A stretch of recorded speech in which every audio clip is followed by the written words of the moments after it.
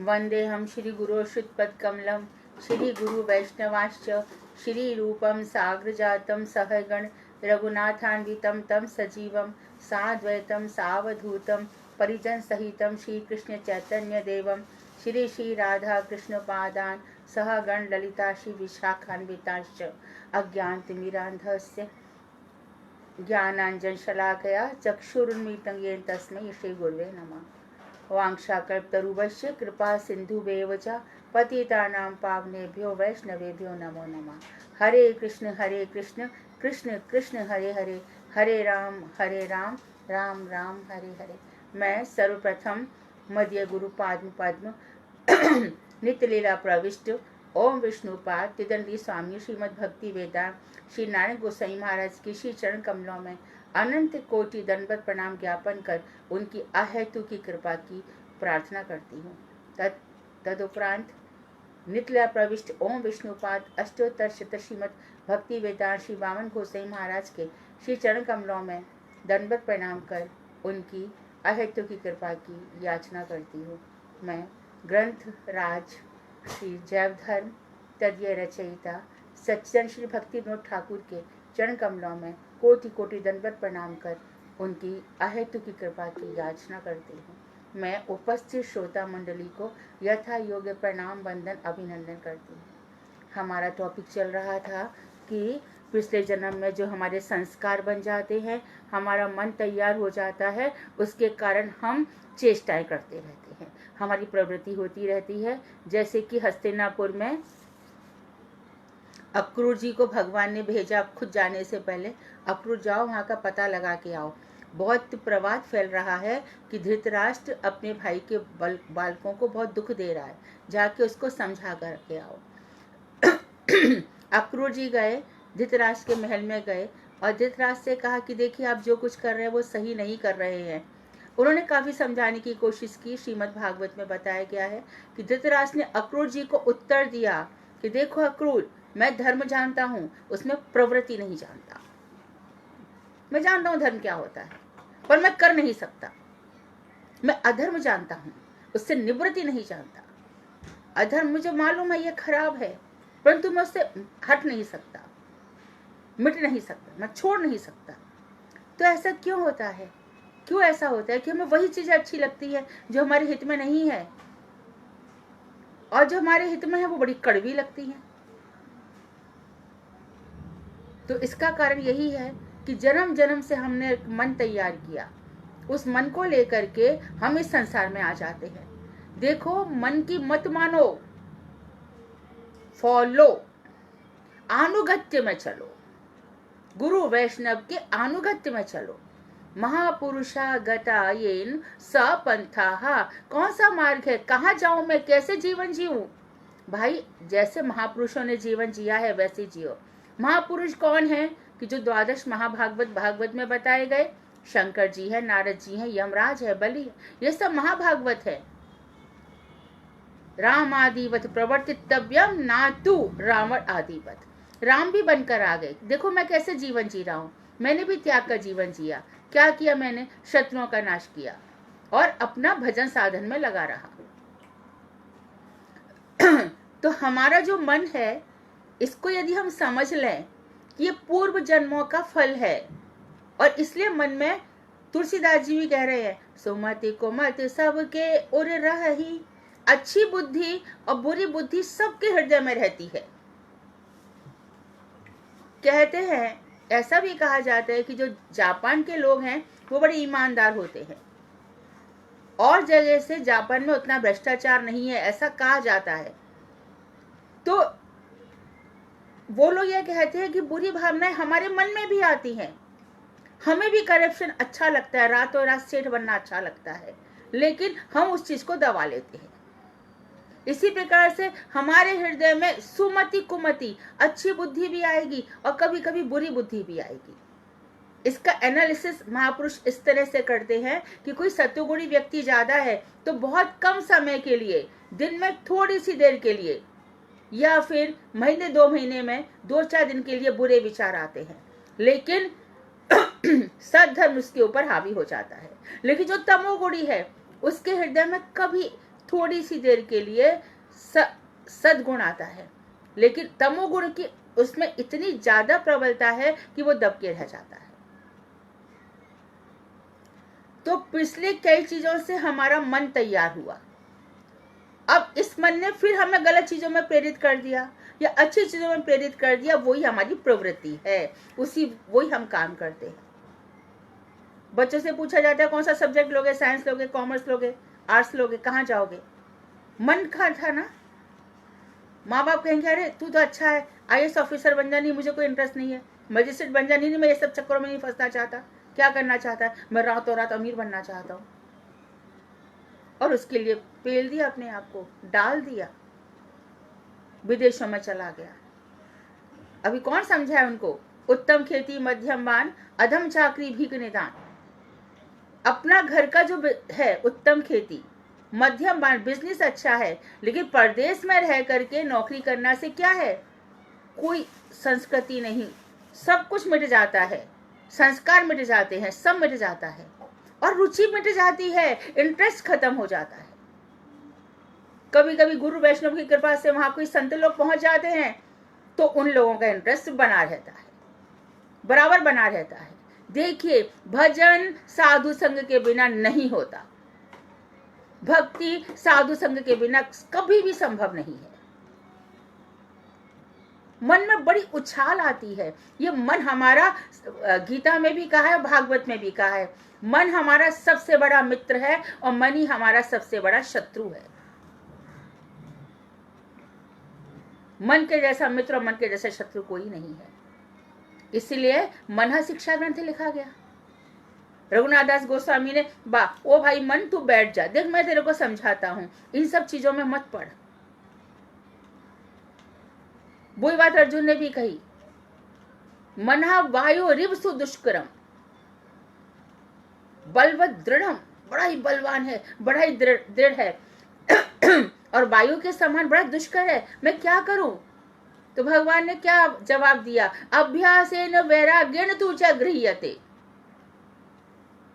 अभ्यास कर।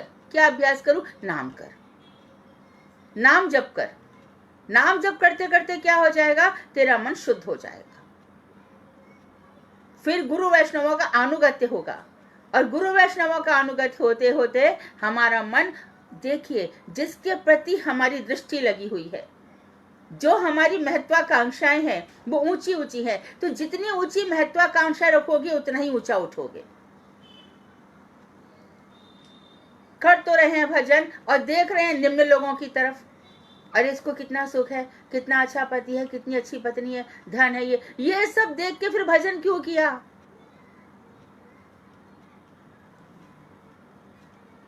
तो ये सब मन की कहानी है। तो मन को क्या करना है? शिक्षा देनी है, मन को कंट्रोल में करना है। अभ्यासेन वैराग्येन, विरागी हो जा, आसक्ति मत रख, आसक्ति से दूर चला जा। चीजें कल भी तो छोड़नी है ना, छोड़नी पड़ेगी अर्जुन, छोड़ना ही पड़ेगा। ये जो मर रहे हैं ये मरेंगे ही मेरा विधान ही ऐसा है, जातस्य मृत्यु ध्रुवम, जो उत्पन्न हुआ है उसकी मृत्यु निश्चित है। तू क्या मारेगा? ये सब मरे पड़े, देख मेरा विराट स्वरूप, सब मर जाएंगे, कोई नहीं बचेगा। तो फिर जो हमारी मन की प्रवृत्तियां होती हैं, मन की चेष्टाएं होती हैं, और इसके आगे भक्ति विनोद ठाकुर बता रहे हैं कि सत्य रजोत्तम, इन त्रिविध गुणों को धारण करने वाली शक्ति को हम जड़ शक्ति कहते हैं, बहिरंगा शक्ति। बहिरंगा शक्ति क्या है? जड़। ये तीन गुणों को धारण करती है, सत्य रजोत्तम। ब्रह्मांड की सृष्टि और लय करना, ये दोनों कार्य इसी जड़ शक्ति के हैं। सोचो, सृष्टि और जड़ शक्ति को भी भगवान जब संहार करना है, सृष्टि करनी है, तो भगवान इसको एक्सेप्ट कर लेते हैं। शंकर जी तमोगुण को ले लेते हैं और विष्णु इसके सत्वगुण को ले लेते हैं, और ब्रह्मा जी रजोगुण को ले लेते हैं। इसी शक्ति को पुराणों तत्वों में विष्णु माया या महामाया कहा गया है। महामाया, विष्णु माया और बहिरंगा माया आदि अनेक नामों से निर्देश किया गया है। जैसे भगवान अजन्मा है, अज है, उत्पन्न नहीं होते, इस ये भी उत्पन्न नहीं होती। सूर्य से जैसे किरणों को अलग नहीं किया जा सकता, वैसे उस परमेश्वर से माया को अलग नहीं किया जा सकता। वो हमें जीवित करेंगे तो इसके बीच में माया पहले डाल देंगे। जब वन में तीनों जा रहे थे, राम लक्ष्मण सीता, तो तुलसीदास जी कह रहे हैं कि जीव और भगवान के बीच में माया चल रही है।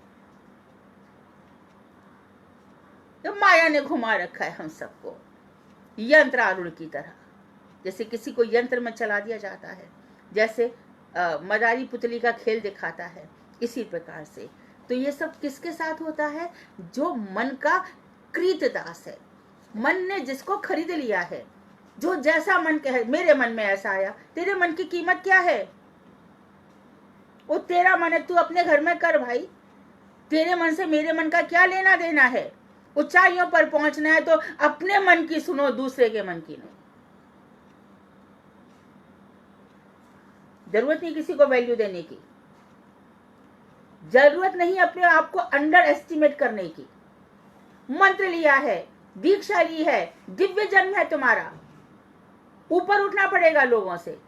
भक्ति विनोद ठाकुर ये नहीं कहते कि सबसे संबंध तोड़ दो, लेकिन भक्ति विनोद ठाकुर कहते हैं राम राम का व्यवहार रखो, राधे राधे।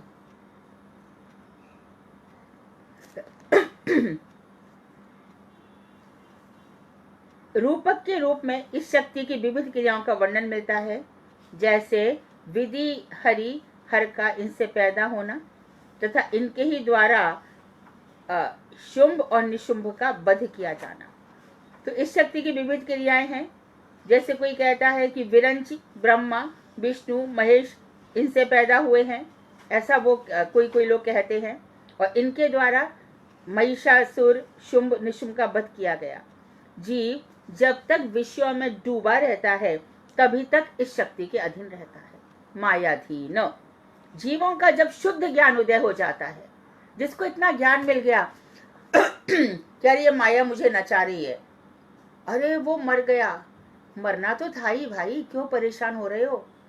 और यहाँ पे ऐसा हो गया, हाँ ऐसा, कितना आश्चर्य। अरे क्या कह रहे गीता में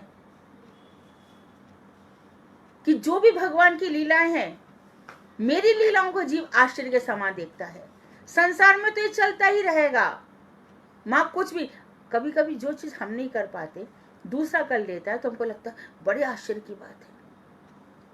सपोज कोई 1 मिनट में 24 राउंड लगा ले, हमें बड़ा लगता है क्या आश्चर्य है। लेकिन यदि हम ये सोच लें कि रासलीला में भगवान ने 1 मिनट में, जैसे कि हाथ में मशाल होती है उसको घुमाओ, उसको घुमाते फटाफट फटाफट घुमाओ, भगवान इस तरह से नाचे, हर गोपी को लगा कि कृष्ण मेरे साथ है। तो यहाँ पे 2 तथ्य आ गए रासलीला में। ऐसा भी कहते हैं कि जितनी गोपियां थी भगवान ने उतने रूप धारण किए, और ऐसा भी कहते हैं कि हर 2 गोपी के बीच में भगवान थे, और ऐसा भी कहते हैं कि ये जो ज्वालामुखी, ये जो मशाल होती है उसके समान भगवान एक ही थे, लेकिन इतनी तेजी से घूमे कि सबको लगा वो मेरे ही पास थे।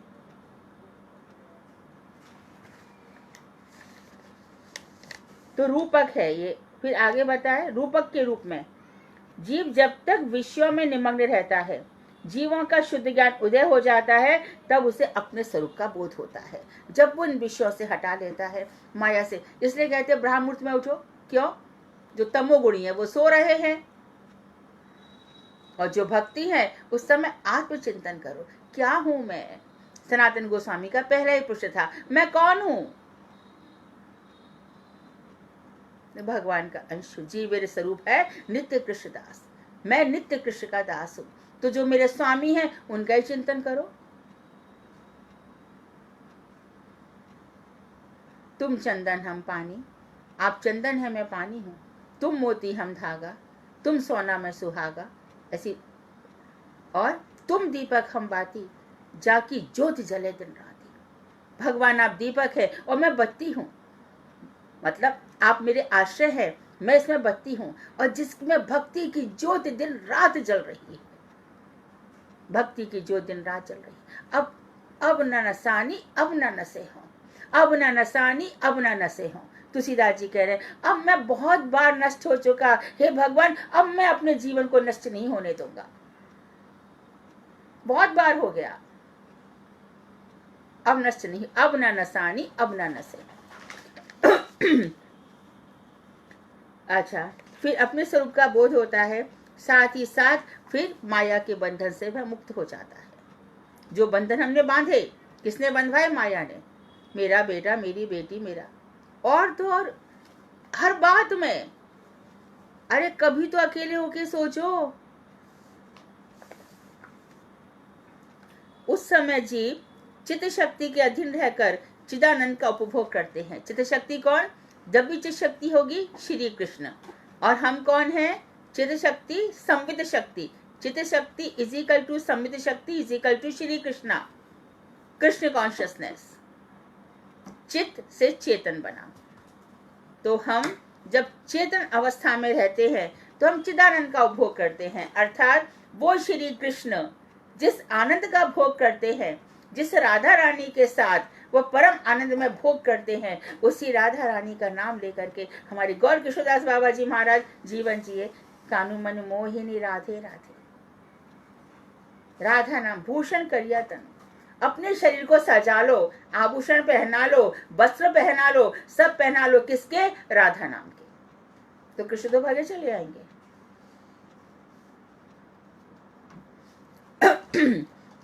तो उपभोग करते हैं। और पहली स्थिति में आ जाओ, क्षीरोदक्षाई भगवान हम सबके हृदय में विराजमान है। फिर आत्मा का ध्यान करते करते, ओ ये आत्मा में पुराण कह रहे हैं, श्रुति कह रही है, स्मृतियां कह रही हैं, क्षीरोदक्षाई, तो मुझे इसकी जागृति हो रही है। हाँ हाँ, गीता में भी तो कहा, क्षरा अक्षर एवचा। क्षर ये शरीर नष्ट हो जाता है, अक्षर ये जो आत्मा है वो नष्ट नहीं होती। तो और अक्षर और कौन कौन है? अक्षर बहुत है। कौन कौन है? क्षीरों से विष्णु अक्षर है, वो कभी नष्ट नहीं होते। तो ये सब जो पुरुष हैं, मैं कौन हूं? मैं पुरुषोत्तम हूं। इन सब पुरुषों में मैं श्रेष्ठ हूं। मैं लीला पुरुषोत्तम हूं। राम मर्यादा पुरुषोत्तम है, चैतन्य महाप्रभु वो प्रेम पुरुषोत्तम है, बाकी सब पुरुष है, मैं पुरुषों में श्रेष्ठ हूं। खुद ही अपना परिचय दे रहे हैं। तो आपसे जितना प्रेम करें उतना आपके अवतारों से, अवतारों का चिंतन करो, लेकिन प्रेम मुझसे ही करो। ये सब मेरे ही हैं। आपका नरसिंह जो अवतार है वो तो इतना सुंदर है। हाँ हाँ, जब भी कोई विपत्ति आ जाए, दुख हो जाए, तो मेरे नरसिंह आविष्कार करो, कोई बात नहीं है। तुमको जीवन भर कथाएं करनी है, राम की कथाएं भी करो, लेकिन 5 रसों का जो आश्रय है वो मैं हूं। राम वो 2.5 रस के हैं। क्यों? बासे रस में उनका उतना नहीं है, कि बासे रस में जितना रसा स्वादन कृष्ण यशोदा को कराया उतना राम नहीं करा पाए। तो 2.5 अर्थात शांत रस, दास्य रस, सख्य रस। दास्य रस तो हनुमान जी का ही। सख्य रस में सुग्रीव उनके सामने हाथ जोड़कर बैठे रहते हैं, इतना ही है। लेकिन यहाँ पर जो सखाएं सारे की सारे कृष्ण के, दाम, श्रीराम, वसुदाम, स्तो कृष्ण, मधुमंगल, ये तो कृष्ण के सिर पर चढ़ जाए, कृष्ण रूठ जाएंगे। तो रूठ गए तो ले कृष्ण तो खेलने नहीं आ रहा। क्यों? कि तुमने मेरे साथ ऐसा किया। मैं राजा हूं, राजा का बेटा हूं, तो क्या हुआ? मेरे 9 लाख गाय हैं, तो क्या हुआ? मैं नहीं किसी को अपने यहाँ कंधे पर चढ़ाऊंगा।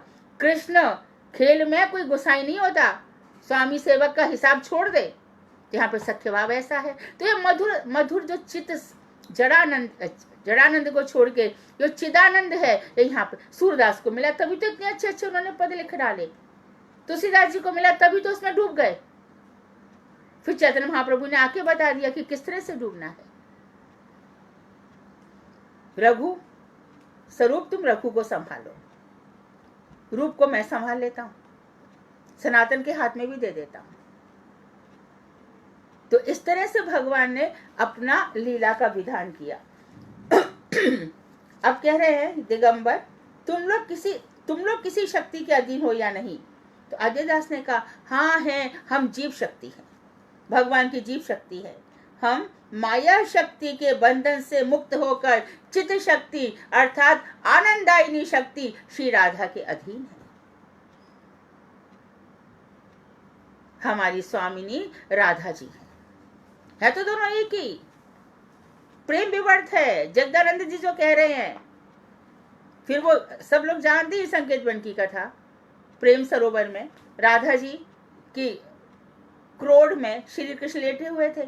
मधुकर जा, वो वाली लीला सब जानते हैं। राधा जी को लगा कि कृष्ण से कह रहे अप्सर अप्सर मधुसूदन दूर हो जा, भ्रमण के लिए कहा जा रहा है। राधा जी को लगा कि कृष्ण के लिए कहा जा रहा है, मूर्छित हो गई। तो यह मूर्छा आनंद है, विरह आनंद है। जिसको विरह का आनंद मिल जाता है ना, सारे आनंद फीके पड़ते हैं। विरह का आनंद क्या है? हृदय में राधे राधे राधे राधे ज्योति निकल रही है, अश्रों की धाराएं बह रही है। कहाँ है मेरे श्याम सुंदर, कहाँ है आप, कहाँ जाऊं, कहाँ पाऊं? महाप्रभु जी कह रहे हैं कहाँ जाऊं, कहाँ मिलेगा आप मुझे? हे नाथ, हे रमन, हे प्रेष्ठ, तुम काशी काशी काशी महाभुज, हे महाभुज आप कहाँ हो, कहाँ हो? राधा जी पुकार रही है। तो ये सब कहाँ की स्थिति है?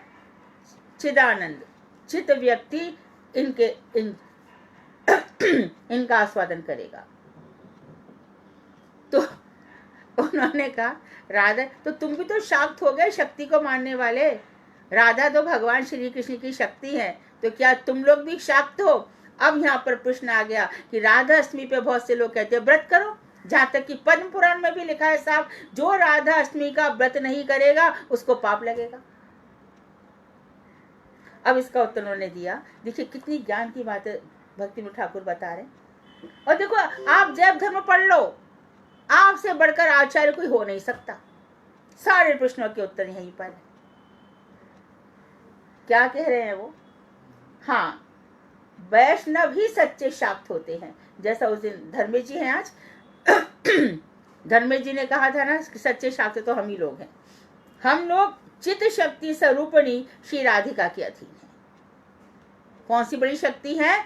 चित स्वरूपणी, चेतन स्वरूपणी हमारी। और उन्होंने पहले बता दिया, तुम्हारी महामाया जड़ है, जड़ जगत का प्रसव करती है, लेकिन हमारी जो शक्ति है वो चित स्वरूपणी है। और वो कैसी है? जड़ स्वरूपणी।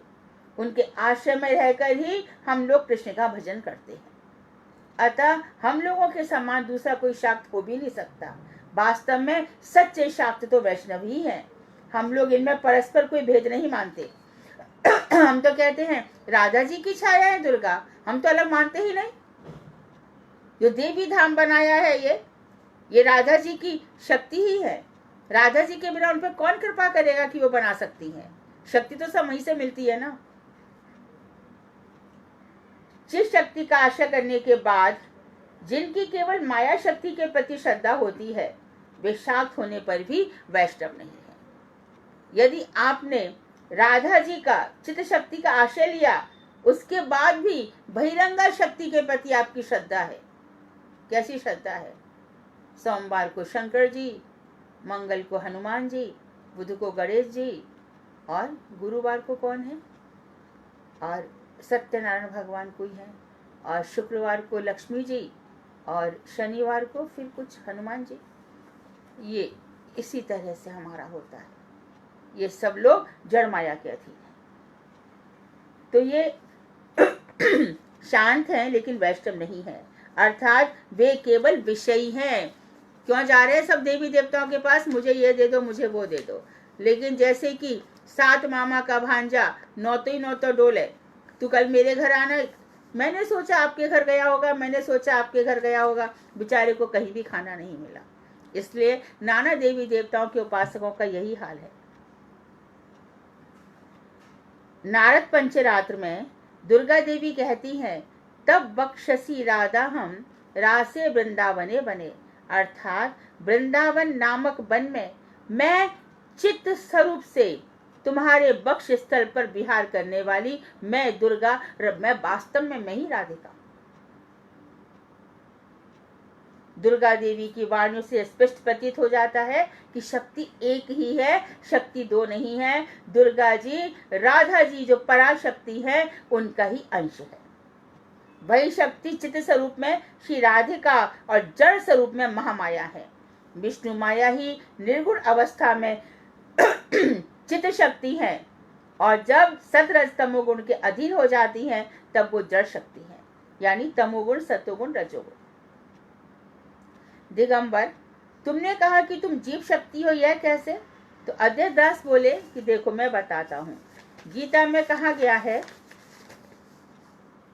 भूमिरापो नलो वायु खम मनो बुद्धिरेव च अहंकार इत्ययं मे भिन्ना प्रकृतिरष्टधा आपरिमितस्त्वन्यां प्रकृतिं विद्धि मे परां जीवभूतां महाबाहो ययेदं धार्यते जगत् एतद्योनीनि भूतानि सर्वाणीत्युपधारया अहं कृतस्नस्य जगतः प्रभवः प्रलयस्तथा। अर्थात पृथ्वी, देखिए ध्यान दीजिए, ये 5 चीज हो गई, पृथ्वी जल तेज वायु आकाश, और 3 चीज हो गई मन बुद्धि अहंकार। यह 8 प्रकार की मेरी जड़ प्रकृति है। ये 5 महाभूत और मन भी किसने बनाया? जड़ बुद्धि ने। बुद्धि भी किसने बनाई? जड़ शक्ति ने। और अहंकार मैं मेरा, ये सब जड़ प्रकृति है। अपरा यानी ये मेरी पराशक्ति नहीं है, परा का उल्टा अपरा है। जड़ माया के अधिकार में ही ये 8 विषय हैं। यहाँ तक दुर्गा जी के अधिकार में चलता है। इस जड़ प्रकृति से श्रेष्ठ और पृथक मेरी जीव स्वरूपा एक और प्रकृति है। ध्यान दीजिए, जड़ प्रकृति का एक हो गया। अब आपने कहा, भगवान कह रहे हैं इस जड़ प्रकृति से भी श्रेष्ठ मेरी जीव शक्ति, आत्मा जो है हमारी, वो प्रकृति से श्रेष्ठ है, जड़ प्रकृति से श्रेष्ठ है। तो जिसके द्वारा क्यों श्रेष्ठ है? क्योंकि मेरी आत्मा इस जड़ जगत को समझ सकती है, देख सकती है, एनालिसिस कर सकती है, क्या सही है क्या गलत है, क्या मुझे करना है क्या नहीं करना है। जड़ प्रकृति को समझ नहीं है, उसका तो काम ही वही है। उसने 8 चीज बना दी, मन बना दिया, बुद्धि बना दी, अहंकार बना दिया, और 5 महाभूत बना दिया, आकाश जल तेज वायु धरती, ये सब बना डाले। लेकिन उससे भी श्रेष्ठ जीव शक्ति है कि वो इस जड़ प्रकृति को समझ सकती है। दिगंबर, क्या तुमने भगवत गीता का महात्म्य सुना है? यह ग्रंथ समस्त शास्त्रों का सार है और सभी प्रकार के विवाद यहाँ पे आके खत्म हो जाते हैं। यह प्रतिपादन किया गया है कि जीव तत्व जड़ जगत से एक अलग तत्व है। क्या बात कही है! हम जीव हैं और जड़ जगत में रह रहे हैं। हम सोच सकते हैं हमारा भविष्य क्या है, हम सोच सकते हैं कि क्या करने से हमारा उत्थान होगा, क्या करने से हमारा चित्त शुद्ध होगा। और यह तत्व भी क्या है? भगवान की एक प्रकार की शक्ति है, तटस्थ शक्ति। तो जीव साधारण है क्या? जीव विभिन्न अंश है। भगवान श्वास कौन से हो गए? भगवान के अपने अंश हो गए, भगवान के अवतार। और जीव विभिन्न अंश है। क्यों? क्योंकि भगवान की सामर्थ्य बहुत अधिक है और जीव की सामर्थ्य कम है। भगवान सारे विश्व में व्यापक है और जीवात्मा अपने शरीर में व्यापक है।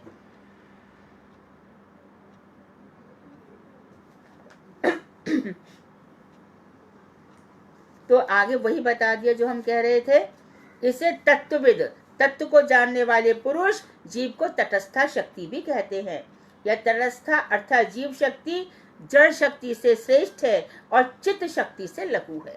तो 3 शक्तियां हो गई। जड़ शक्ति से श्रेष्ठ है। अब क्या हो गया यहाँ पर? Positive, comparative, superlative. पॉजिटिव क्या हो गया? और जो उससे श्रेष्ठ है वो क्या हो गया? जीव शक्ति। और सुपरलेटिव क्या हो गया? जो सर्वश्रेष्ठ है वो हो गया भगवान की शक्ति। ऐसे जगत चल रहा है। तो अतएव जीव मात्र श्री कृष्ण की शक्ति है। तो दिगंबर बोले, कालिदास तुमने क्या भगवत गीता देखी है? हाँ, मैंने बहुत दफे इस ग्रंथ को पढ़ा है। उसकी तत्व कथाएं कैसी हैं? तो अजयदास बोले, भाई दिगंबर, मनुष्य जब तक मिश्री नहीं खाता तभी तक गुड़ की प्रशंसा करता है। एक दफे मिश्री खा लो, गुड़ का स्वाद भूल जाओगे। सूरदास ने भी वही कहा, मेरो मन अनंत कहाँ सुख पावे। जैसे उड़ जहाज को पंक्षी फिर जहाज पे आवे। जहाज का पंक्षी कहीं 10 जगह घूमे, जहाज पर ही आ जाता है। इसी प्रकार से मेरा मन भगवान श्री कृष्ण के चरणों को छोड़कर कहीं और सुख प्राप्त नहीं करता। जय मधुकर अम्बुज रस चाख्यो क्यों करीर फल भावे। अरे जिस भ्रमर को कमल के फल का रस लग गया है, अरे वो कहीं जाकर के नीम करेले का वृक्ष का रस खाएगा क्या? तो इस तरह से जिसको श्री कृष्ण के चरणों का आनंद लग गया है, वो जड़ प्रकृति की तरफ क्या लेने भागेगा, क्या करने भागेगा? अब बताओ, सब देवी देवताओं की स्थिति क्लियर है कि नहीं? सब तो भगवान ने बता दिया कि देवी धाम के नीचे जितने भी लोग हैं, ये जड़ प्रकृति है। तो जड़ होगा तो आपकी बात सुनेगा क्या? जड़ शक्ति सुन सकती है, वो तो अपने नचाती है। तो उन्होंने कहा है कि तभी तक गुण की प्रशंसा करता है। दिगंबर कह रहे भाई, यह तो तुम्हारा अंधविश्वास है। देवी भागवत और देवी गीता का ही सभी लोग आदर करते हैं, ये जो कि व्यास जी ने नहीं लिखी है, देवी भागवत ना देवी गीता। केवल तुम ही लोग इन दो ग्रंथों का नाम तक भी सुनना नहीं चाहते। अजय दास बोले, तुमने क्या देवी गीता पढ़ी है? झूठ क्यों बोलूं, मैंने अभी तक नहीं पढ़ी है। मैं उन दोनों ग्रंथों की प्रतिलिपि करने गया था, फिर से लिखने गया था, पहले जेरॉक्स वगैरह नहीं थे, परंतु वे मिले ही नहीं। अजय दास बोले, तुमने जिस ग्रंथ को पढ़ा तक नहीं है वह अच्छा है या बुरा कैसे कह सकते हो? और अभी तक तुम कह रहे थे ये मेरा अंधविश्वास है कि तुम ही फालतू बातें सुन के मुझसे झगड़ा कर रहे हो। ग्रंथ तुमने पढ़े नहीं है और बिना पढ़े ऐसे बात कर रहे हो। अरे पढ़ा नहीं है, वो व्यक्ति बोला, अरे तुम भागवत में तो ऐसा लिखा है, देखा कहाँ लिखा है? मैंने तो सुना है, किधर सुन लिया? कोई बात मतलब की है ना, नहीं, ये भागवत में लिखी है, पढ़ के तो देखो, उठा के तो देखो। दिगंबर बोले, भाई मैं बचपन से कुछ कुछ सुनता रहता हूँ, तुम बड़े बातूनी तो थे ही, अब वैष्णव होकर और भी ज्यादा बाचाल बातूनी हो गए हो। मैं जो कुछ कहता हूँ तुम उसे काट देते हो। तो अजय दास बोले, मैं तो दीनहीन एक मूर्ख आदमी हूँ भाई, किंतु मैंने भली भांति यह समझ लिया है कि वैष्णव धर्म के अतिरिक्त कोई भी दूसरा शुद्ध धर्म नहीं है। तुम सदा ही वैष्णवों से बचपन से द्वेष करते रहे हो और इस तरह अपने कल्याण के पथ को खो चुके हो। तुम्हारा किससे कल्याण हो तुम जानते ही नहीं हो। दिगंबर कुछ बिगड़ कर बोले, अरे मैं कितना साधन भजन करता हूँ, फिर भी तुम कहते हो कि मैं अपने कल्याण के पथ को खो बैठा हूँ? क्या मैं इतने दिनों तक घोड़े की घास ही खोदता रहा क्या? मेरा सब साधन भजन बेकार चला गया? तुम तो सभ्यता और विज्ञान की निंदा करके वैष्णव पना बधारोगे। अभी तुमने सभ्यता की निंदा की, कहा कि सभ्यता के नाम पर क्या हो गया है, अभद्रता हो गई है, अपनी कमियों को छुपाना हो गया है। जितने भी ज्यादा सभ्य बनते हैं ये सब अभद्र है अंदर से, ऊपर के चोले पहन रखे इन लोगों ने।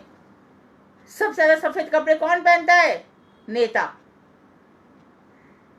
भक्का भक स्टार्च लगे हुए, प्रेस किए हुए, सबसे, और सबसे ज्यादा दुष्ट वही व्यक्ति होता है। एक पार्टी आती है दूसरी पार्टी की बुराई करती है, दूसरी आती है वो दूसरी की बुराई, बस इस तरह से दुनिया को उलझाए रखो और अपना घर भर लो।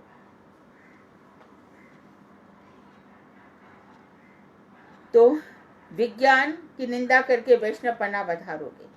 तो ऐसी दशा में मैं क्या कर सकता हूँ? सभ्य समाज में चलो, देखना लोग किसे भला कहते हैं। फिर से कहा, तुम आओ सभ्य समाज में, देखो वहां पे तुमको भला कहा जाएगा या हमको। अजय दास बोले, आप ही आप, कुछ संग दूर हो तो अच्छा है, मैं क्यों ऐसी जगह जाऊं?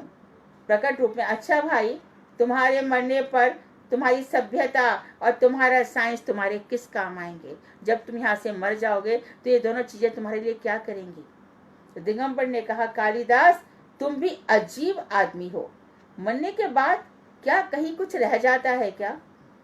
जब तक संसार में जीवित हो तब तक खूब खाओ पियो, eat drink and B Mary, मौज उड़ाओ और यश प्राप्त करो।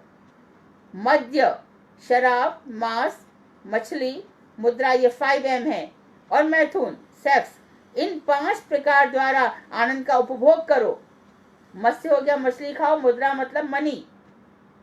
इन 5 प्रकारों द्वारा खूब आनंद का उपभोग करो।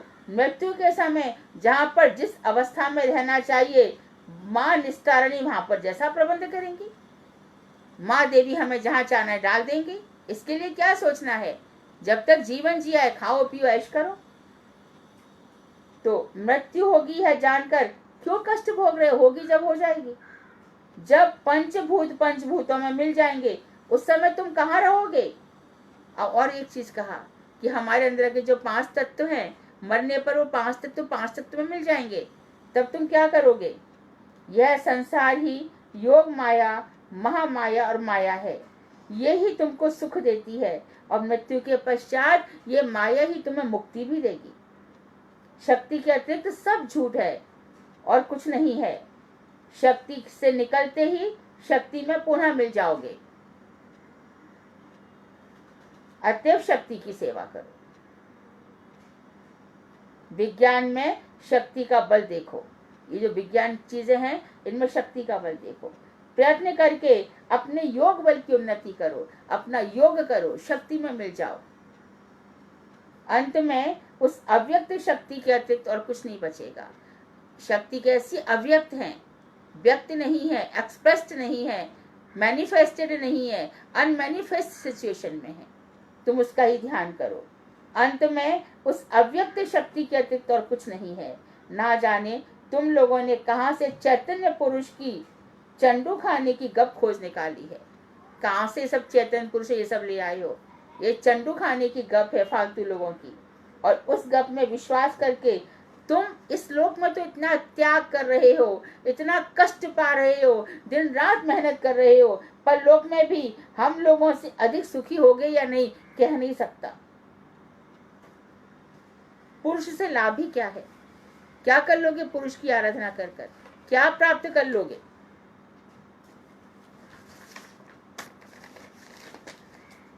शक्ति की आराधना करो, शक्ति में ही लीन होकर अवस्थित रहोगे। तो अजय दास बोले, अब उन्होंने क्या कहा सुनो। भाई तुम तो जड़ शक्ति को लेकर के बड़े ही मोहित हो गए हो। यदि चैतन्य पुरुष हो तो फिर मरने के बाद तुम्हारा क्या होगा। ये तो जड़ शक्ति है और पुरुष जब चैतन्य होगा, तुम तो जड़ है फिर तुम्हारा क्या होगा।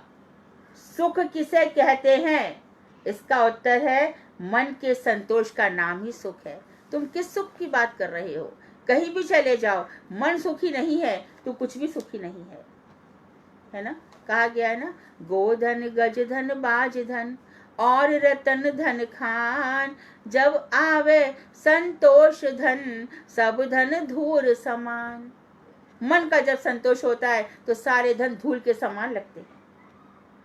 समस्त भौतिक सुखों को त्याग कर मैं संतोष रूपी सुख का भोग कर रहा हूं। तो हमारे वैष्णव ठाकुर जितने भी हैं क्या कह रहे हैं, जो कुछ भी हमारे पास है यथा लाभ संतोष, जो कुछ भी हमें इजीली अवेलेबल हो रहा है हम उसी में संतुष्ट हैं। और जीवन के सुखों के भोग के लिए, अर्थात शरीर के सुखों के भोग के लिए आखिर कितनी मेहनत, कितना प्रयास, कितना सारा बवाला, क्या जरूरत है। जिस चीज को छोड़ के जाना है। मुझे फिर एक घटना याद आ रही है, छोटी सी घटना है, एकदम शॉर्ट में बोलती हूँ। मेरे पास ये थे, क्या बोलते इसको, डायमंड के टॉप्स थे, बढ़िया वाले, बहुत अच्छे वाले। उस समय यानी कि 20 साल पहले कुछ 50 कुछ रहे होंगे, काफी महंगे थे। तो मुझे यहाँ पे कुछ हो रहा था, मैंने वो उतार के रख दिए और रख के मैं अंदर चली गई। मैंने अपनी बड़ी बेटी को बोला कि जरा मुझे अंदर से वो पुस्तक ला दे। वो पुस्तक लाई तो आगे वो एक डिब्बी में रखे थे कपाट के अंदर, और वो नीचे गिर गए होंगे। उसने ध्यान ही नहीं दिया। तो हमारे यहाँ परिचारिका बर्तन कर रही थी और एक पड़ोसी का बेटा था, वो भी वहां पे खेलने आया था, तो वो उसको लेने आई थी। अब उन दोनों में से किसी ने तो एक ने उठाया था, क्योंकि जब मैंने सुबह डिब्बी देखी तो वो खुली पड़ी थी। क्या कुछ समझ में ही नहीं आया कहाँ गए। मैं तो ध्यान नहीं दिया, माँ कहाँ गए मुझे तो पता ही नहीं है। तो एक मिनट तो मुझे लगा इतनी महंगी चीज खो गई है। तो फिर मैंने सोचा कल मैं तो इनको छोड़ के जाती, अच्छा हुआ यही मुझे छोड़ के चले गए। और वो दिन का दिन है, मैंने शरीर पे कुछ धारण ही नहीं किया।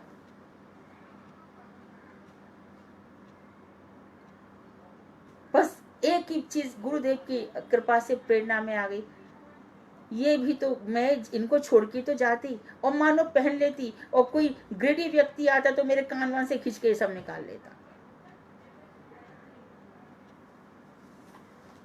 तो इसलिए मैं बड़े दावे के साथ ये बात कहती हूँ कि जिसको छोड़ के जाना है उसका क्या संग्रह करना। एक महिला मरी थी, नाक में अपने समय का कुछ था, नोज रिंग थी 1.25 लाख की, सारे बेटे उसको तोड़ने में लगे हैं और देखो वो टूटा भी नहीं लास्ट तक।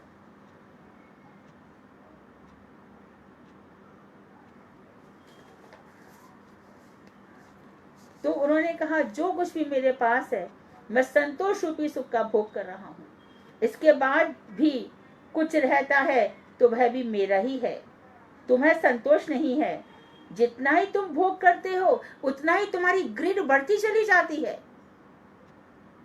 आज मेरे पास ये कार है, कल BMW होनी, तीसरी ये होनी चाहिए।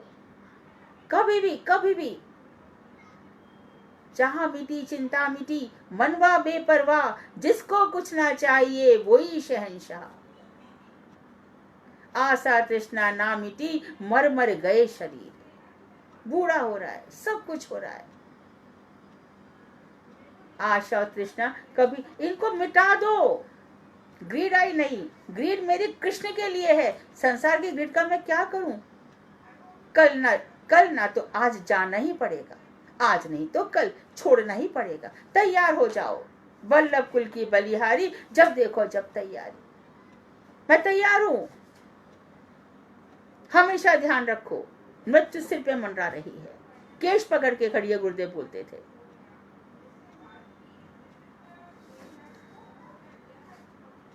सच बात तो यह है कि सुख क्या है दिगंबर, तुम अभी तक ये समझ ही नहीं पाई हो। केवल सुख सुख चिल्लाते चिल्लाते एक दिन पतन के गर्त में गिर जाओगे, और ज्यादा गड्ढे में। बुढ़ापे में इतना कर लो ये मिल जाएगा, और पता चला कि बुढ़ापे में शरीर ही नहीं चल रहा, और जिस धन का इतना संग्रह किया है, एक एक पाई उठा के रखी है, वो कपाटों में बंद होकर के सब खत्म, सब खत्म, कुछ भी नहीं बचता है भाई। तो दिगंबर कह रहे हैं मेरा जो कुछ होना है वह तो होकर ही रहेगा, किंतु ये बताओ तुमने भद्र समाज को क्यों छोड़ दिया? भजन तो करो लेकिन सोसाइटी से तो कुछ रिलेशन रखो। तो अजय दास बोले मैंने भद्र समाज का त्याग नहीं किया, प्रत्युत उसे प्राप्त किया है, अर्थात मैंने सच्चे संतों का संग प्राप्त किया है। मैंने अभद्र लोगों का, कुसंगियों का त्याग कर दिया है। दिन रात ये फिल्म अच्छी आई है, टीवी शो अच्छा है, ये अच्छा है, वो अच्छा है, दिन रात मेरे को घसीटते थे, मैंने ऐसे सब लोगों का त्याग कर दिया। दिगंबर अभद्र संग का मतलब क्रोध मत करो। देखो भागवत में कहा गया है यावत् ते मायया स्पृष्टा भ्रमामि कर्म भी तावत् भवत प्रसंगानाम संगास्यान्नो भवे भवे। अर्थात हे भगवान, जब तक आपकी माया से मोहित होकर कर्म मार्ग में भटकते रहेंगे तब तक जन जान मंतारों में हमें आपके प्रेमी भक्तों का संग प्राप्त नहीं होगा। कर्म में जा रहे हैं, प्रेमी भक्त तो नहीं मिलेंगे। अभी तो मैं ये कर लूं कथा, अच्छा रिकॉर्ड सुन लूंगी रात को, अच्छा जब पता चला कि 5-6 दिन का रिकॉर्ड हो गया, सब कथा छूट गई और धीरे धीरे मन भी छूट गया। कहाँ भटक रहे थे पता ही नहीं। अरे टाइम मैनेजमेंट करो भाई, करो। मेरे गुरुदेव कहते थे इस लड़की को मरने की भी फुर्सत नहीं है। 565 वेदांत है ना, राय रामानंद संवाद आप लोग पढ़ते हो, गीत गोविंद आप लोग पढ़ते हो, प्रेम सपूर चमत्कार चंद्रिका उत्कलिका वल्लरी भागवत मरीची माला, और अब श्रीमद् भागवत पूर्ण किया। 6 बार प्रूफ रीडिंग करती हूँ, है ना। कहां से समय निकाला? क्योंकि मैंने कुसंग छोड़ा। और मुझे ये कहने में कोई भी, मेरी गुरुजी की प्रेरणा, बचपन से ही कुसंग नहीं किया। कौन मुझे भागवत सुनाएगा, कौन कथाएं सुनाएगा, कहाँ जाऊं, मुझे कथाएं चाहिए, मैं क्यों सुन। बचपन से ही ऐसा था और भगवान ने मेरे लिए व्यवस्था कर दी कि तू छोटी मोटी नहीं, गहराई से। प्रभुपाद जी कह रहे और गहराई से पढ़। चक्रवर्ती ठाकुर कह रहे हाँ देख मैंने सब लिखा है, पढ़ लो। तो कितना कितना कृष्ण व्यवस्था करते हैं। हम सब के लिए है ये भगवान का विधान, यूनिवर्सल ट्रुथ सबके लिए है। इट इज नॉट कि ये मेरे लिए, आपके लिए, गुरुदेव के लिए। जो लोग भजन करेंगे, सच्ची इच्छा करेंगे, वो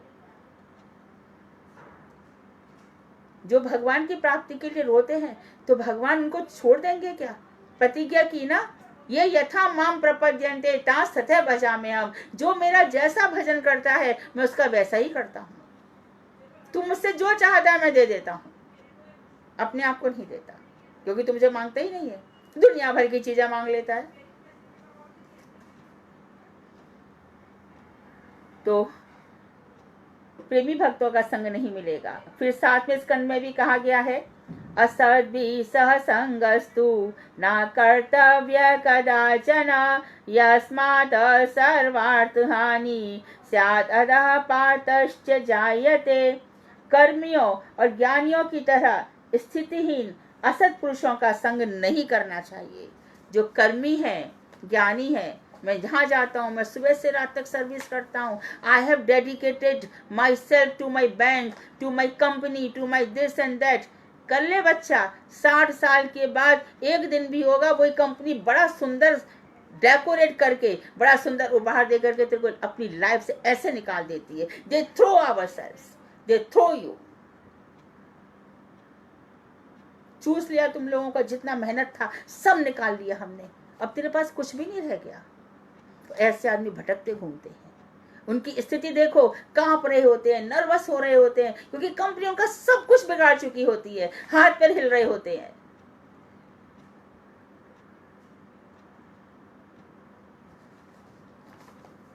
बहुत दुख की स्थिति है।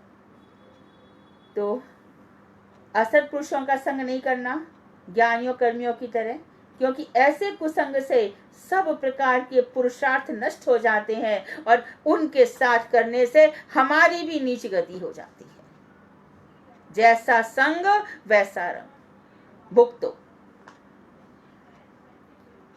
कात्यायन के वाक्य हरि भक्ति विलास में बताए गए हैं।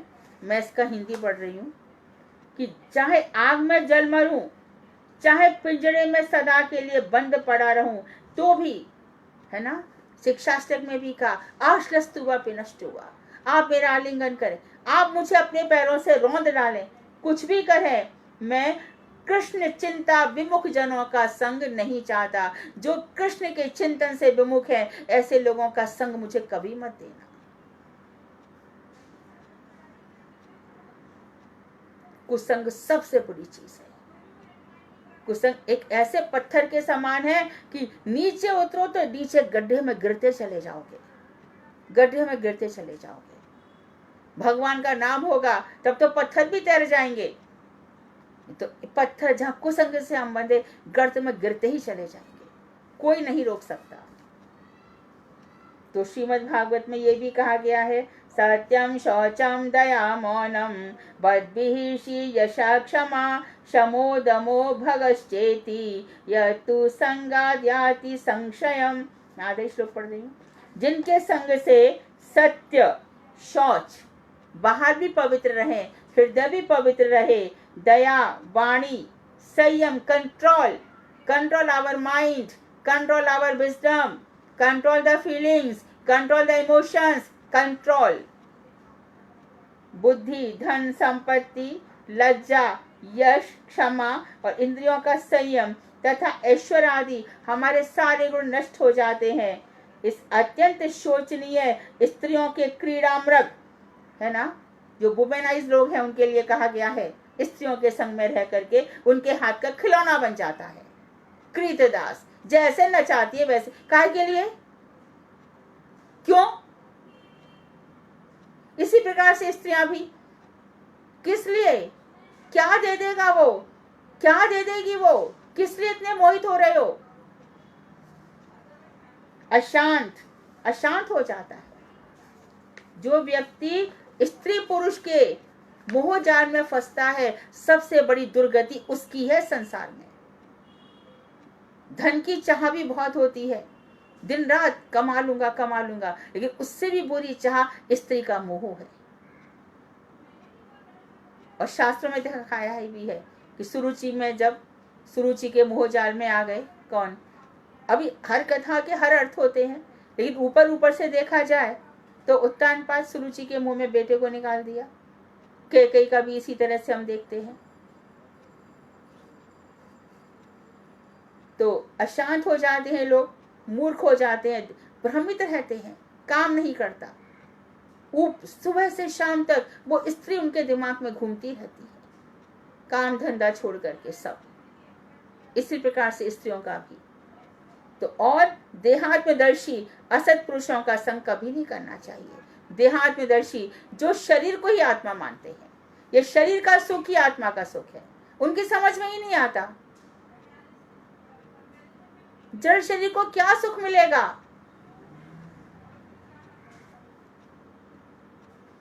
गरुड़ पुराण में भी बताया गया, अंतर्गतोपि वेदानां सर्वशास्त्रार्थ विद्यपि यो न सर्वेश्वरे भक्ता तम विद्यात पुरुषम अधम। संपूर्ण वेद वेदांतों का अध्ययन करने पर भी और सारे शास्त्रों का ज्ञाता होने पर भी, सब कुछ जान लिया समझ लिया, फिर भी जो भजन नहीं करता, इतना सब सुनने के बाद भी, इतना सब पढ़ने के बाद भी मन में श्री कृष्ण के प्रति आवेश ही नहीं हुआ, उसको अत्यंत नीच पुरुष समझना चाहिए। मैं कथा बहुत सुनती हूँ, फिर भी प्रपंच, दुनिया में क्या चल रहा है, अड़ोस में पड़ोस में सास जिठानी देवानंद कहाँ चल रहा है, भैया भाभी, यही सब। इतना सब करने के बाद भी मैं तो वैसे ही देखती हूँ।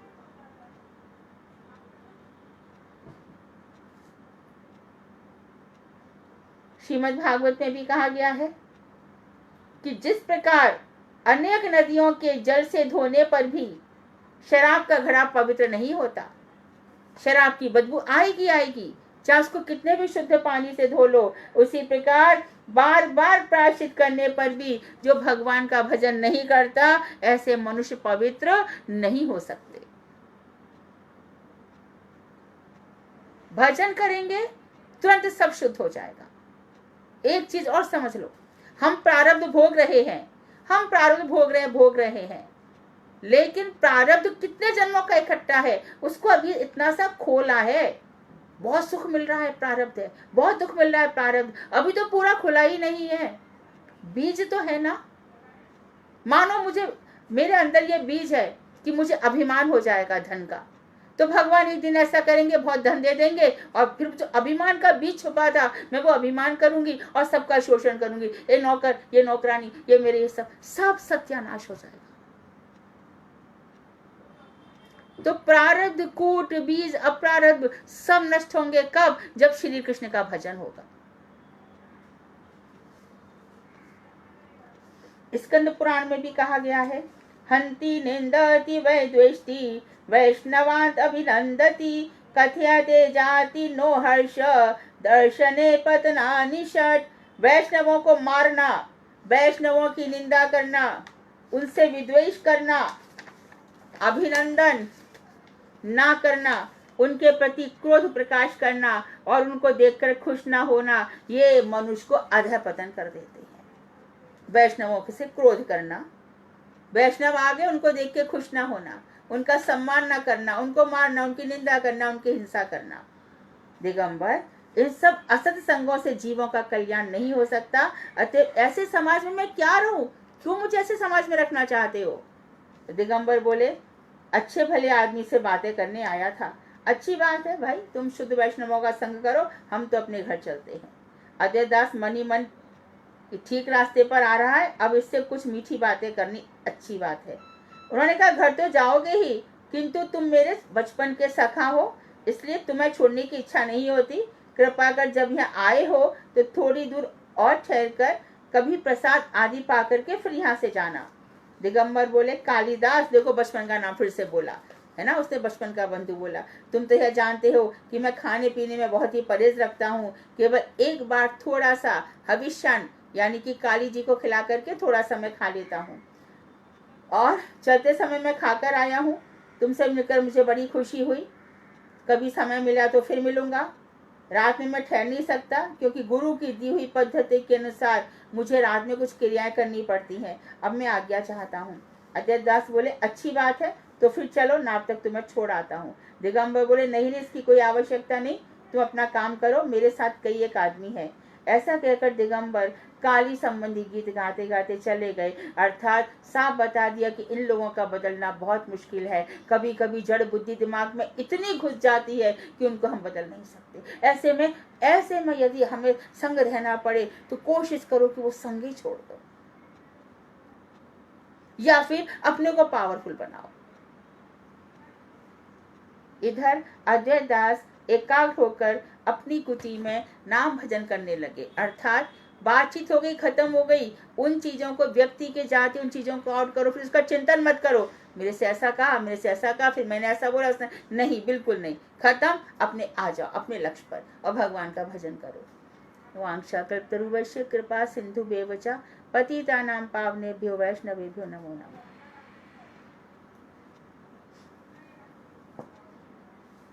Yes. Any question?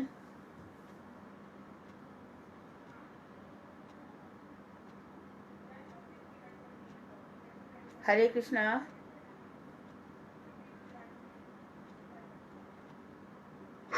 हरे कृष्णा दीदी, हाँ, दंडवत प्रणाम। हरे कृष्णा। दीदी जैसे कि हमारे बहुत से ऐसे रिलेटिव हैं जो गणपति जी लाते हैं, मैं मना कर देती हूँ, मैं कहती हूँ नहीं, मैंने नहीं आना है, तो कहते हैं ना तू ना बड़ी घमंडी हो गई है। तो दीदी इसमें क्या घमंड हो? नहीं, मैंने वो तो सही उसकी, बोला ना कि मैं देख, तुम सही हो, तुम सही हो, तुम परवाह मत करो, वो उसकी अपनी समझ है। इस साल बुलाया, अगले साल अपने आप नहीं बुलाएगी, और तीसरे साल तुम्हारे आगे पीछे घूमेगी। मेरे से लिखवा लो। हाँ जी। अच्छा दीदी एक बात और, दीदी जैसे मेरा देखा देखी ना, हमारे कोई नीचे रहते हैं, तो उन्होंने बोला ना तुम गुरुदेव के पास जाते ना, मुझे भी ले चलो। मुझे ना बहुत अच्छा लगता, मैं ले गई उनसे ना, उन्होंने हरि नाम भी लिया। हरि नाम कैसे, तुलसी माला पे नहीं लिया तो उन्होंने, गुरुदेव ने नहीं दिया, गुरुदेव ने बोला ना दूसरी माला दी उन्होंने, नीम वाली होती है ना जो। अब उन्होंने छोड़ दिया, काफी टाइम हो गया। वो कभी गुरु जी को मानती हैं, कभी गणपति जी को, कभी किसको। तो दीदी फिर मेरी कोई गलती नहीं ना हुई? नहीं, तुम्हारी कोई गलती, तुम उसका कुसंग मत करो, उसको छोड़ दो, उसका त्याग कर दो। बस मुझे नहीं, उससे नहीं, उससे तुम मतलब मत रखो, तुम्हारा भजन नष्ट होगा। बिल्कुल मतलब नहीं रखना है हमें। भगवान ने तुम्हारे लिए और दूसरे लोग अच्छे रख रखे हैं जिनके साथ तुम्हें अच्छा लगेगा। इसके प्रति अपना मुंह हटा दो, भगवान अपने आप दूसरे लोग तुम्हारे लिए अरेंज करेंगे, डेफिनेटली करेंगे।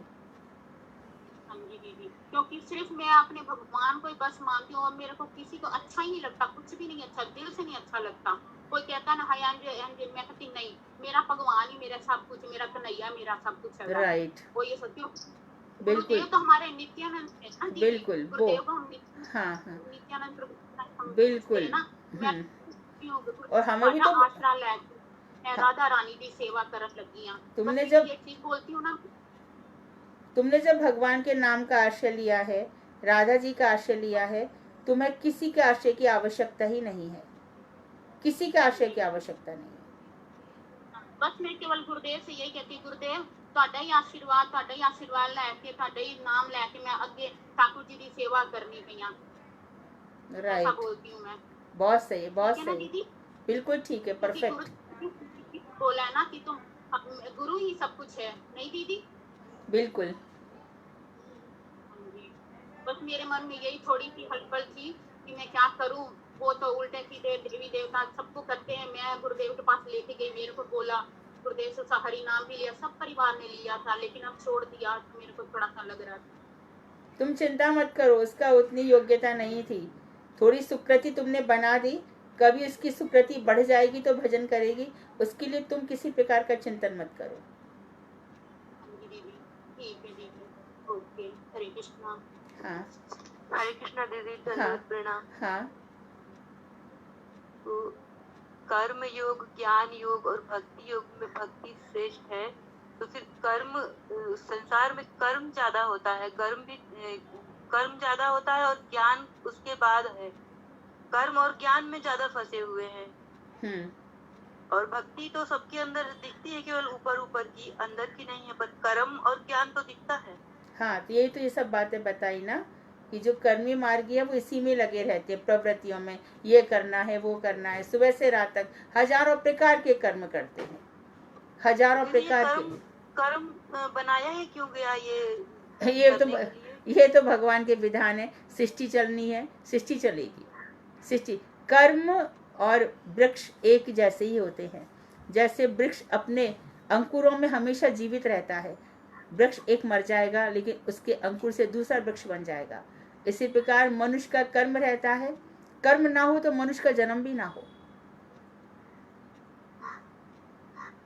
लेकिन कर्म कांड ज्यादा है संसार में।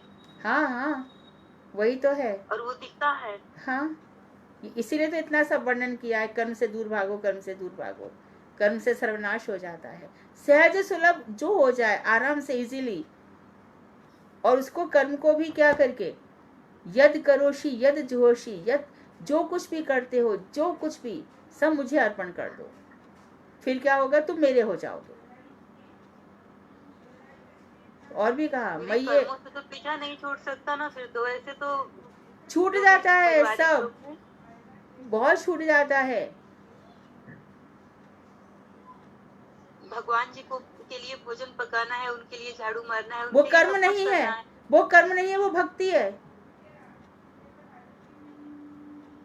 भगवान के लिए सब्जी भी लाना है, उनके लिए बर्तन भी लाना है, तो ये भक्ति है, ये कर्म नहीं है। वो तो मंदिरों में भी करते हैं, सभी वैष्णव करते हैं, इसीलिए तो भजन कर रहे हैं ना, कि हम जो कुछ भी कर रहे हैं भगवान के लिए कर रहे हैं, उसको कर्म कभी मत कहना, अपराध हो जाएगा।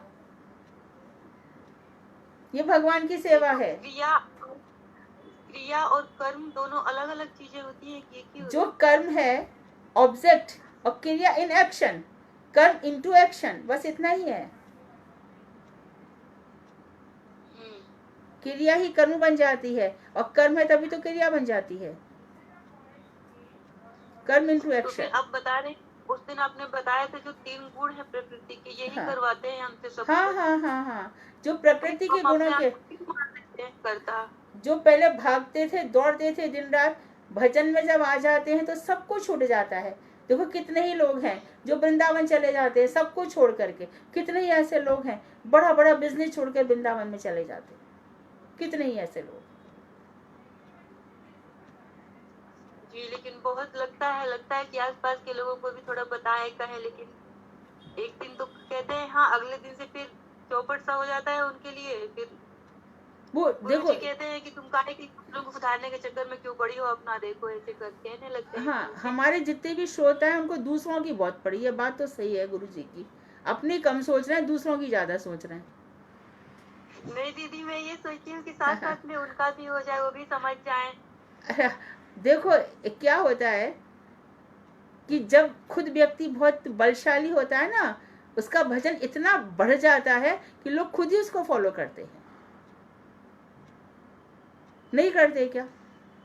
आपके गुरुजी ने कुछ किया, आपके गुरुजी ने कुछ किया तभी तो लोग उनका फॉलो कर रहे हैं ना। क्यों बात सुन रहे हैं लोग? वो क्या दूसरों को समझाने गए क्या? नहीं जाते हैं ना। आप लोग ये सब बातें सुन रहे हो तो हम थोड़ी कहते हैं सुनो सुनो, आओ आओ, करो करो, कौन कहता है? एक दफे चित्त बल बढ़ जाएगा ना, एक दफे तुम इतनी भजन कर लोगी, तुम्हारे पीछे ही सब जाएंगे। ये नियम ही ऐसा है। First you have to become light pillar, अपने लिए प्रकाश स्तंभ। पहले करे आचार, फिर करे प्रचार। पहले अपने जीवन को उन्नत अवस्था में पहुंचाओ। हरि नाम के लिए गुरुजी ने भी कहा था कि ऐसे प्रेरित करना लोगों को, एक दो लोग भी आए तो उनका भी जीवन सफल हो जाएगा, मनुष्य शरीर। तुम उसकी टेंशन मत लो। गुरुदेव को बोलना, मौजूदी बोली ऐसा कि पहले मैं खूब भजन कर लूं, फिर मैं लोगों को लाऊंगी अपने साथ। हरे कृष्णा दीदी, दंडवत प्रणाम। हाँ, दीदी अभी जो आप बता रहे थे ये जीव शक्ति, माया शक्ति और हमारा चित्त शक्ति, चित्त शक्ति।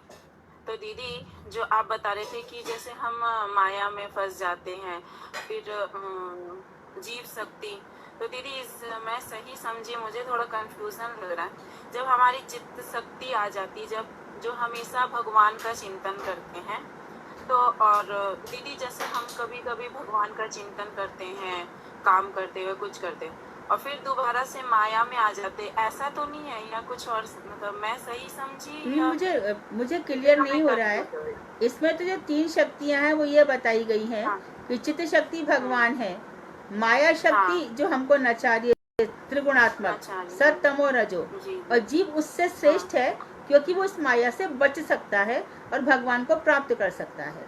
यहाँ पे ऐसा समझाया गया है।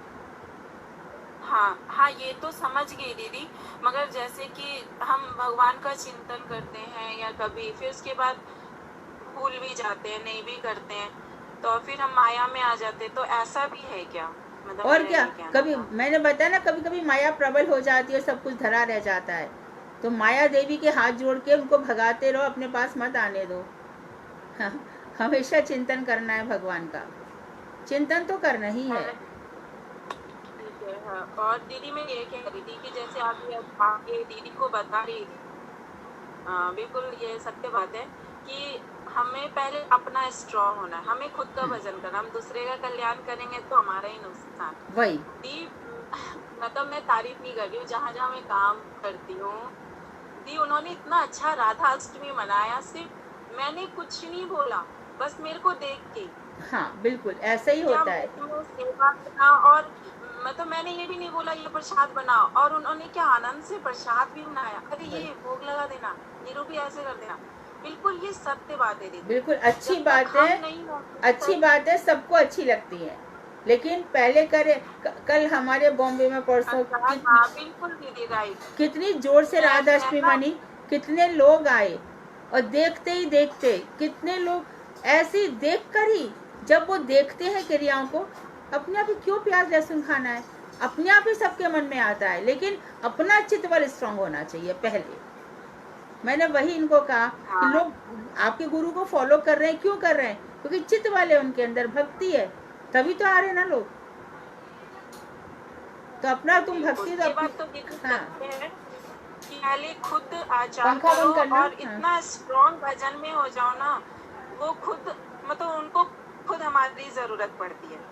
कभी भी फोन पे पूछना या कुछ भी करना, पहले मैं भी ऐसी बोलती थी, जैसे बोलते ना, अरे मैं हरि नाम दिलवाया, मैं इतना भक्त को लेके आया, तो मैं तो आज तक दीदी, आज तक मैं किसी भक्त को हरि नाम दिलवाने ही नहीं गई, पता नहीं क्यों। तो बोलते अरे पहले खुद भक्त, तो मेरा भी यही कहना है दीदी, पहले हमें खुद अच्छे से भजन करना, शास्त्र मिलावटी नहीं होनी, ये शास्त्र की बात है, पहले करे आचार फिर करे प्रचार, पहले अपने आप में एस्टेब्लिश करो। आपकी कथा सुनेंगे ना हम तो बहुत जल्दी, बहुत देर नहीं लगेगी, अगर हम सच में आपको फॉलो करेंगे ना, वो भी अच्छे से, मिलावटी नहीं होनी है बिल्कुल भी। बहुत सुंदर, तो बहुत जल्दी राधा रानी सुनेंगी। हाँ गुरुदेव तो सुन ही रहे हैं। ठीक है दीदी, हरे कृष्णा। हरे कृष्णा, हरे कृष्णा दीदी, दंडवत प्रणाम। हरे कृष्णा। आज मैं आ गई। हाँ दीदी सभी प्रश्न करना, तो मुझे भी लगा एक जिज्ञासा कर लूं मैं। हाँ पूछो पूछो। बच्चों की तरह मैं पूछ दीदी, तुम बच्चे मेरे मन में ये वात्सल्य, आपके लिए तो बहुत ही बच्ची हूँ, मेरे मन से ये वात्सल्य भाव कब जाएगा दीदी? अर्थात क्या करूं मैं ऐसा कि ये जो मेरे अंदर जो वात्सल्य भाव है, मैं सारा दिन इन्हीं के पीछे पड़ी रहती हूँ। हाँ कैसे दूर होगा दीदी? हाँ ब्रज रेणु है ना कुछ? हाँ जी। नहीं, सुन के कथाएं दूर होगा। आप लोग कहते हो कि भक्ति बढ़ाओ, लेकिन भक्ति पता नहीं कैसे बढ़ेगा, मुझे बस मेरे ये छोटा सा जो है ना, इन्हीं के पीछे लगे रहती हूँ, तो ऊपर जा ही नहीं पा रही हूँ। अच्छा, तो गोपाल तुम दिन भर गोपाल की सेवा करती हो, तो और अच्छी तो बात है ना, इसमें बुराई क्या दीदी है? आप सब बड़े वैष्णव लेकिन कहते नहीं, सब मुझे कुछ आगे- करते हुए भी अपना अपना मंत्र संख्या पूरी करनी है, कम से कम 16 माला विदाउट फेल करनी है। वो ठीक है कि हाँ, एकादशी वही सब करती कर हूँ, रहे, उससे सब कुछ ज्यादा कर नहीं रहे, कर सकती हूँ। और वही अपनी कर रही हूँ दीदी। आवश्यकताएं कम करो, आवश्यकताएं कम करो, रिड्यूस योर नीड्स, एकदम बिल्कुल समेट लो अपने आप को। बहुत ही कम सामान में अच्छा रहना है, बस अच्छा रहना है, मतलब सुख फील करना है। आवश्यकता दीदी किस चीज, मतलब शौक के लिए? हाँ, शौक के लिए? कुछ भी मत रखो, कुछ भी मत नहीं रखो। दीदी, ऐसा फालतू कोई शौक नहीं है। जैसे घर में टीवी तो है, लेकिन हमारे घर में कोई डिश नहीं है, केबल नहीं है, ठीक है, उसका तो शौक हमने बंद कर दिया। और जैसे फालतू के सांसारिक बातें तो मैं बहुत ही कम करती हूँ, नहीं करने के बराबर है।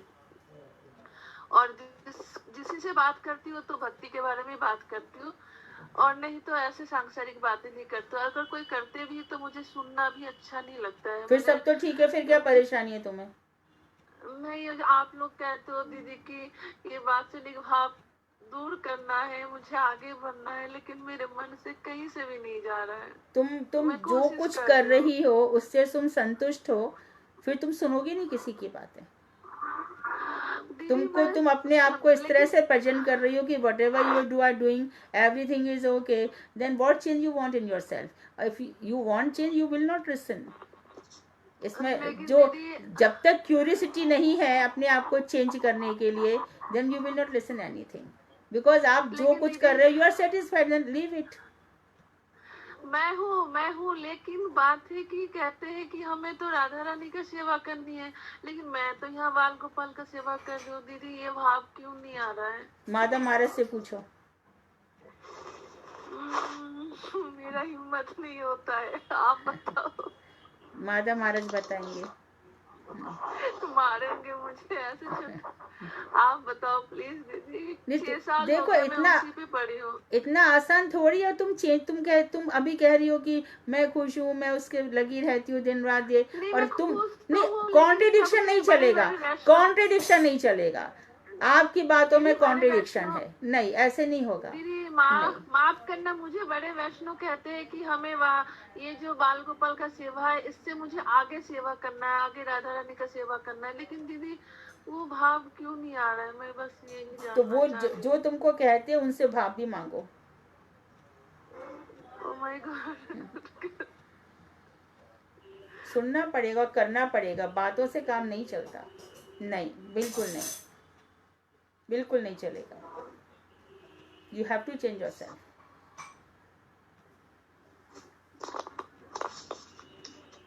और कोई? दीदी मेरे एक प्रश्न का उत्तर और दे दीजिए, क्योंकि हाँ। ये प्रभु जी पूछे थे कि तुम पूछना दीदी से, क्योंकि तुम सुनती हो ना उनको। तो इस तरीके से बोलते हैं ऐसे कि कह रहे थे कि तुम देवी देवताओं का अपमान कर रही हो, तुम्हें इसका वो मिलेगा। मैं बोली वो क्या कर लेंगे हद से हद, वो लोग मेरी शरीर छीन लेंगे ना, मैं तो कभी मरूंगी नहीं। तो बोले कि तुम अपमान कर रही हो उन लोगों का। हम कभी भी नहीं करते। बोले देवी देवता तो बहुत दूर की बात है, हम एक चींटी का भी अपमान नहीं करते। हमारे शास्त्रों में तो बिल्कुल अमानी ना मान दे, हम खुद सम्मान नहीं चाहते, हम सबको, हम देवी देवताओं का अपमान क्यों करेंगे? कभी नहीं कर सकते। और ना करती हूँ, बस हाँ, मैं मना यही करती कहो हूँ उनको, वहाँ सिर्फ चढ़ावा और पूजा के लिए। बोले बस मैं खाली कृष्ण निष्ठ हूँ, सम्मान में। आप किसी देवी देवता की आपकी सामर्थ्य तो पूछ के बता दो कि मैंने कभी किसी का अपमान किया है। मैं तो सबको प्रणाम करती हूँ, कोई देवी देवता नहीं कह सकता कि मैंने अपमान किया है। आप बोलो साहब, चढ़ावा पूजा बोले बस, क्योंकि ये सब के लिए कहते हैं। हाँ, बोले मैं कृष्णनिष्ठ हूँ। जैसे कि आप ही को एक पति मानती हूँ मैं, किसी और को पति नहीं मानती, उसी प्रकार से कृष्ण में मेरी निष्ठा है। इतना ही है बस, इतना ही आप समझ लीजिए, और कोई बात नहीं है। और देवी, जो कृष्ण का भक्त होता है इसको देवी देवता साथ देते हैं, परेशान नहीं करते। देवी देवता उसके साथ ही हो जाते हैं। वो खुद परेशान रहते हैं, तो मैं बोलती हूँ कि वो आपके कर्म होंगे जो आप परेशान हैं, कभी के कर्म होंगे। मैं तो बिल्कुल भी नहीं हूँ। हाँ। यहाँ साफ साफ स्पष्ट होता है कि आपके कर्म आपके साथ हैं और मेरे साथ चल रहे हैं। रहे तो एक ही घर में रहे हैं दोनों लोग, लेकिन हाँ। कितना फर्क है। आप कहते हैं कि तुम्हारी जिंदगी मैं जीता तो कितना अच्छा रहता, परेशान रहता हूँ। आप कृष्ण का भजन कीजिए, आप उनको वही कहिए और उनको साफ कह दीजिए कि मैं कभी देवी देवता का अपमान नहीं करती, ना हमारे गुरुजी ने सिखाया, ना हमारे शास्त्रों ने सिखाया है। सबको प्रणाम करते हैं हम सबको, लेकिन निष्ठा हमारी एक के प्रति है। जैसे आप ही को मैं पति मानती हूँ, वैसे ही कृष्ण के प्रति मेरी निष्ठा है। मैं भटक नहीं रही। हाँ, वहाँ एक को माना है मैंने, इतना ही कहिए। जी जी राधे राधे। हाँ, हरे कृष्ण। हरे कृष्ण दीदी, दंडवत प्रणाम। हाँ दीदी आज की कथा में, हरे कृष्ण। हाँ बोलो। आज की कथा में समझ में तो बहुत कुछ आया कि जैसा कि उनसे उनका आपस में वो हो गया, तो हमारे भी बहुत सारे ऐसे लोग आ जाते हैं कि वो अपनी उसको कि हम क्या, अभी हम जो कर रहे हैं वो गलत कर रहे हैं क्या। तो मैं ज्यादा बहस तो नहीं करती, मैं कहती भाई सब जो कर रहे हैं अच्छा ही कर रहे हैं और अपने स्तर का ही कर रहे हैं, क्योंकि सबका अपना ना लेवल है, अधिकार है अपनी अपनी। और दूसरा मेरा एक प्रश्न ये है कि हमारी जो एक बहिरंगा शक्ति और एक अनंत रंगा शक्ति है, तो ये अनंत रंगा शक्ति है, ये हमारी स्वामी राधा रानी है और यही हमें मतलब भगवान से प्रेम करना, यही हमें भगवान से प्रेम करना सिखाएंगे। पहले हम इनसे प्रेम कर लें। हाँ, अच्छा, पहले हमें राधा जी का आश्रय लेना पड़ेगा। हाँ जी, मतलब इनसे मतलब भगवान राधा रानी से प्रेम करना। हाँ, फिर ब्रजेनु तुम सुन रही हो, राधा रानी का आश्रय लेना पड़ेगा। ब्रजेनु है कि गई? उनका आश्रय लेना पड़ेगा, तभी होगा। ठीक है, हमारे अपनी अनंत रंग शक्ति दीदी, यही तो हमारे अंदर का जो अंदर का जो वो है, हमारे अंदर जो ये कोतूहल ये चलता रहे कुछ से कुछ, तो ये हमारी जो बहिरंगा शक्ति है हमें परेशान करती रहे, तो हमें हमेशा अपनी अनंत रंगा शक्ति को याद रखना ना, उसे भगाने के लिए नहीं। हाँ, हमें राधा कृष्ण का जो मंत्र दिया है ना, हरे कृष्णा, तो हरे के साथ राधा जी है ना। तो हमें जब मंत्र तभी सिद्ध होगा जब हमारे कॉन्सेप्ट क्लियर होंगे।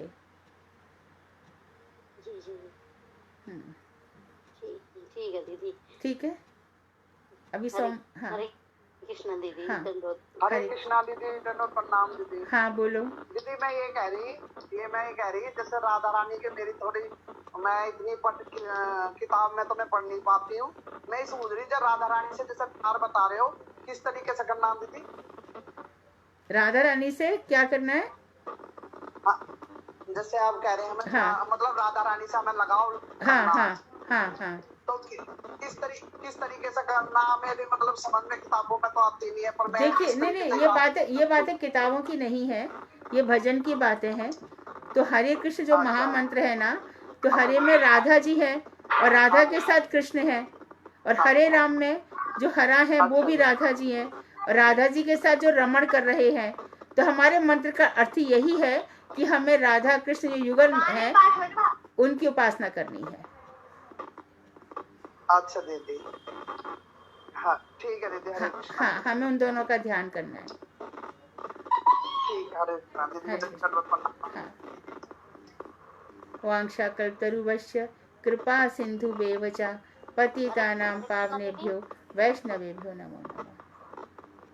हरे कृष्णा। हाँ बोलो। हरे कृष्ण दीदी, जो वो हम अपनी से एक वो भजन पढ़ते हैं, राधा कृष्ण प्राण मोरे जुगला किशोर जीवन मरण गति नहीं और। हाँ, तो बस सीधा यही है हमारा मैन है ना दीदी। बिल्कुल यही है। ठीक है। जय हो राधा रानी की, जय हो, जय हो, जय हो राधा रानी।